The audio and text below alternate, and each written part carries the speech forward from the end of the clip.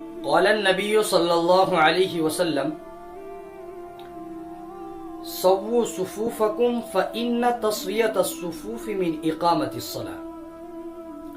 نبی کریم صلی اللہ علیہ وسلم نے ارشاد فرمایا کہ جب نماز کے لیے کھڑے ہو جائے تو اپنی صفوں کو درست کر لے، اس لیے کہ صفوں کا درست کرنا نماز کے اہتمام میں شامل ہے۔ اس لیے امام حضرات کو چاہیے کہ جب وہ نماز کے لیے کھڑے ہو جائے تو مقتدی حضرات کو آگاہ کر دے کہ صفوں کو درست کر لے، اس لیے کہ صفوں کا درست کرنا نماز کے اہتمام میں شامل ہے۔